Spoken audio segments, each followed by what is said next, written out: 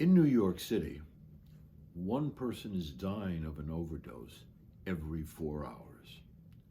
This is a calamity, and the city is trying to approach it with a new novel method of putting dispensaries or dispensors of naloxone and sterile needles on the street so that addicts could have overdoses reversed or use clean needles.